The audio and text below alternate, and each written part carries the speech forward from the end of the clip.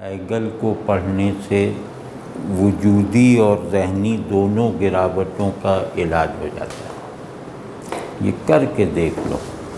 ہمارا مرض کیا ہے کہ ہم وجودی پستی میں بھی مبتلا ہیں، ذہنی گراوٹ کا بھی شکار ہیں۔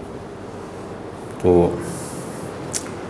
معمولی آبجیکٹس پر قناعت کر لینے والا سبجیکٹ خود ان آبجیکٹس کے معمولی پن کی خوراک بن جاتا ہے۔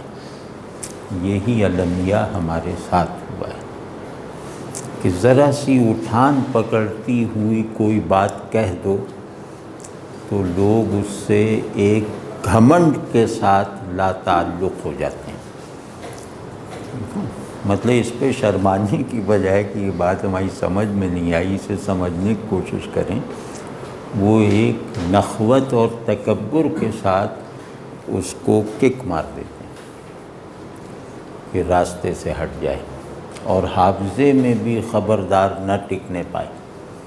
جیسے حافظہ ہے نا، حافظہ بڑا آزاد وجود ہے، یہ بدصورتی کو بھی کیچ کرتا ہے، خوبصورتی کو بھی محفوظ کر لیتا ہے۔ مطلب جن لوگوں کو شعر یاد ہیں تو انہیں صرف اچھے شعر تھوڑی یاد ہوتے ہیں، انہیں برے شعر بھی یاد ہوتے ہیں۔ تو لیکن جدید آدمی کا حافظہ بھی جو ہے نا وہ مجبور محض ہے، یا وہ بھی اس تنزل کی گرفت میں آ گیا۔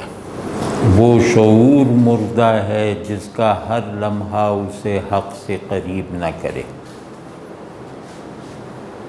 وہ وجود بے جان ہے جس کی ہر ساعت اسے خیر سے نزدیک نہ کرے۔ اور اس یہاں سے آغاز نہ کیا کہ میں خیر و شر کی طغیانی میں سفینہ وجود حق کو کھیتا ہوا ساحل تک پہنچوں گا، منطق کے چپوؤں سے اس بات وجود باری تعالیٰ کی کشتی چلاؤں گا، اس وہم میں نہ رہیے گا۔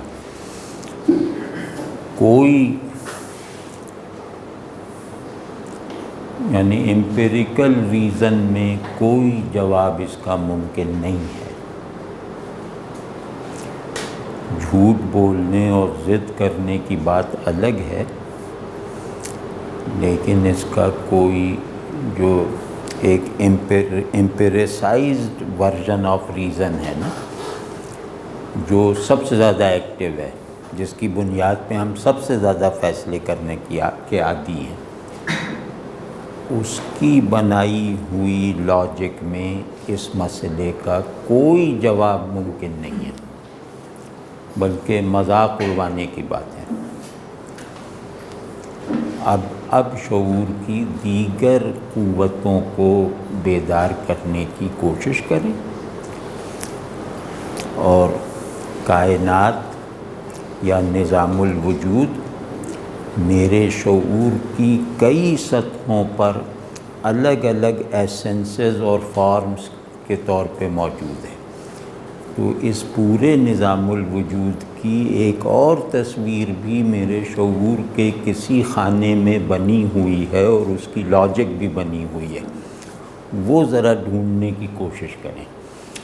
کیونکہ ہم نے ایک بری عادت یہ بھی ڈال لی ہے نا کہ شعور کی 10 آنکھیں ہیں تو ہم ایک ہی آنکھ سے کام چلانے کے عادی ہیں۔